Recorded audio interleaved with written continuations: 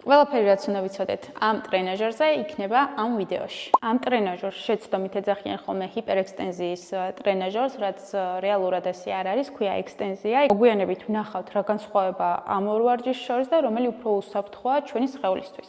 მაგრამ მანამდე დავიწყოთ უშუალოდ ვარჯიშის საწყისი ეტაპი როგორია. ტრენაჟერის მოძრავი ნაწილი უნდა დავაყენოთ ისეთ სიმაღლეზე, რომ გქონდეს დაახლოებით ბარძაყის წინა კუნთის ადგილას, აი დაახლოებით მენჯებამდე, ანუ სადაც ფეხს რომ კეცავთ, მენჯსა და ბარძაყის წინა კუნთს შორის ადგილი რო რჩება, აი იქ. თუ ძალიან ქვემოთ იქნება ტრენაჟერი, მაშინ არასასიამოვნო დატვირთვა გადავა ბარძაყის უკანა კუნთებზე, თუ ძალიან ზემოთ იქნება, მაშინ არასასიამოვნო დაგვეტვირთება წელი და შეიძლება რამე დავიზიანოთ. ტრენაჟერს ვაყენებთ ისე, რომ ბალიშებზე გქონდეს მოთავსებული ბარძაყის წინა კუნთი, მაგრამ თავისუფლად ვიხრებოდეთ აი აქ მენჯებში.